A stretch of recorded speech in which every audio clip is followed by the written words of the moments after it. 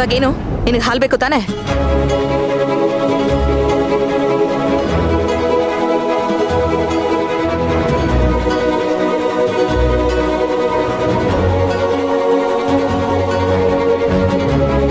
ತಗೋ ಕುಡಿ.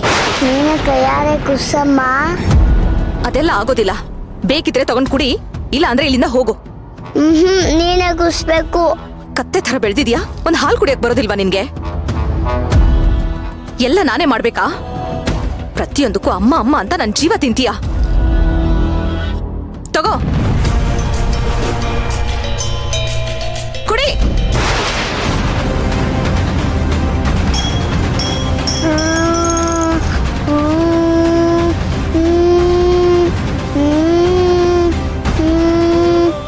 ಕೃಷ್ಣ ಕೃಷ್ಣ, ಏನಾಯ್ತಪ್ಪ? ಅಯ್ಯಯ್ಯೋ, ಏನಿದು? ಹಾಲೆಲ್ಲ ಚಲ್ಕೊಂಡ್ಬಿಟ್ಟಿದ್ಯಲ್ಲಪ್ಪ. ಸೇವಂತಿ, ನಿನ್ಗೇನ್ ತಲೆಗಿಲೆ ಕೆಟ್ಟಿದ್ಯಾ? ಯಾಕೆ ಯಾವಾಗ್ಲೂ ಮಗು ಮೇಲೆ ರೇಗಾಡ್ತಿರ್ತೀಯಾ? ಮತ್ತೆ ಯಾವಾಗ್ಲೂ ಅಮ್ಮ ಅಮ್ಮ ಅಂತ ನನ್ ಹಿಂದೆ ಬಂದು ನನ್ ಜೀವ ತೆಗಿತಿದ್ರೆ ಸಿಟ್ಟು ಬರಲ್ವಾ?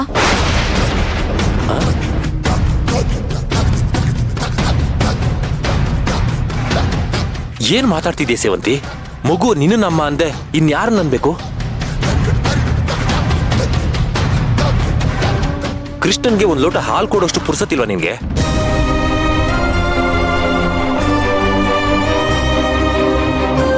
ಯಾವಾಗ ನೋಡಿದ್ರು ಬೈಯೋದು, ದೂರ ತಳ್ಳೋದು, ಇದೇ ಆಗೋಯ್ತು ನಿಂದು. ನೋಡು ಹೇಗೆ ಅಳ್ತಿದ್ದಾನೆ, ಎಷ್ಟು ಭಯ ಪಟ್ಕೊಂಡಿದ್ದಾನೆ ನೋಡು. ಕೃಷ್ಣ ಸಾರಿ ಕಣ, ಬಾ ನಾನೇ ಬಟ್ಟೆ ಬದಲು. ಮುಟ್ಬೇಡ.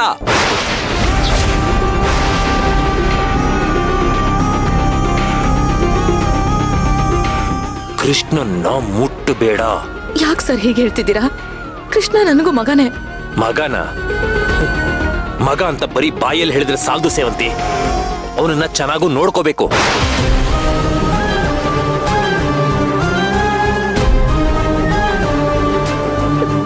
ನಾನೇನ್ ಬೇಕು ಅಂತ ಮಾಡ್ತಾ ಇದ್ದೀನಾ? ಬೇಕು ಅಂತ ಮಾಡ್ತಿದ್ಯೋ ಬೇಡ ಅಂತ ಮಾಡ್ತಿದ್ಯೋ, ಒಟ್ನಲ್ಲಿ ಕೃಷ್ಣನ್ಗೆ ನಿನ್ನಿಂದ ನೋವಾಗ್ತಿದೆ.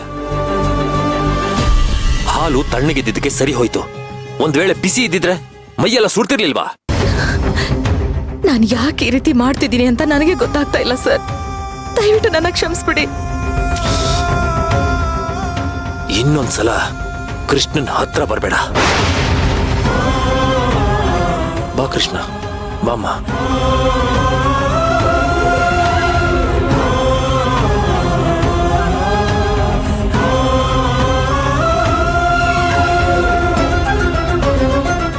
ಅದಕ್ಕೆ ಮಕ್ಕಳಿಗೆ ಬಾಲ್ಯ ಅನ್ನೋದು ಎಷ್ಟು ಸುಂದರವಾಗಿರುತ್ತೋ ಅವ್ರ ಜೀವನನೂ ಅಷ್ಟೇ ಚೆನ್ನಾಗಿರುತ್ತೆ.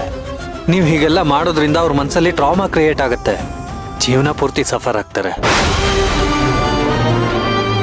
ಪ್ಲೀಸ್ ಹೀಗೆಲ್ಲ ಮಾಡಬೇಡಿ. ಸಾಕು, ಮುಚ್ಚ ಬಾಯಿ. ಬಂದ್ಬಿಟ್ಟ ದೊಡ್ಡದಾಗಿ ತತ್ವ ಹೇಳಕ್ಕೆ. ಇದೆಲ್ಲ ಆಗ್ತಿರೋದು ನಿನ್ನಿಂದನೇ ಕಣೋ.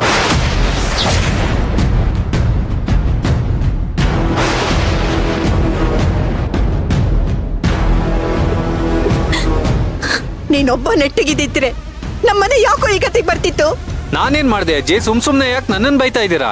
ಇವತ್ತು ಮನೇಲಿ ಗಂಗಾ ಪೂಜೆ ನಡೆದಿದ್ರೆ ಹಾ ಪ್ರಿಯ ಆತ್ಮ ಮನೆಯಿಂದ ಆಚೆ ಹೋಗ್ತಿತ್ತು, ಎಲ್ಲ ಸರಿ ಹೋಗ್ತಿತ್ತು. ನೀನೇ ತಾನೇ ಅಡ್ಡ ಹಾಕಿತ್ತು.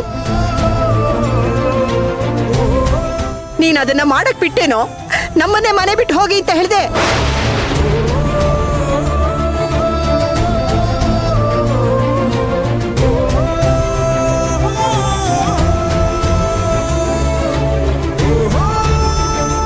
ನೋಡೋ ನೋಡೋ ಅವಳನ್ನ.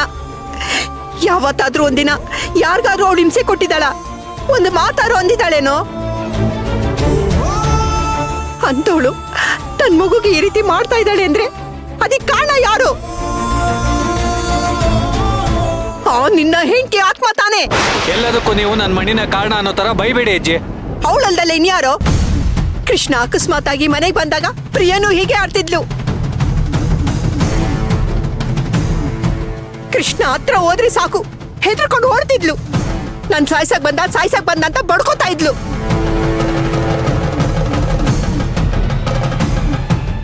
ವಿಷ ಸರ್ಪನ ಸರಿಗಲ್ಲಿಟ್ಕೊಂಡು ಸಾಕ್ತೀವಿ ಇನ್ನೋರ್ಗೆ ನಾವ್ ಏನ್ ಹೇಳಕ್ಕಾಗುತ್ತೆ ಹೇಳು? ನೋಡು, ಒಂದಲ್ಲ ಒಂದಿನ ನಿಮ್ ಅತ್ಗೆ ಆ ಮಗುಗೆ ಏನಾದ್ರೂ ಮಾಡಿ ಅದೇ ದುಃಖದಲ್ಲಿ ಅವಳೇನಾದ್ರೂ ಸತ್ತು ಹೋದ್ರೆ ಅವಾಗ ನಿನಗ್ ಬುದ್ಧಿ ಬರುತ್ತೆ.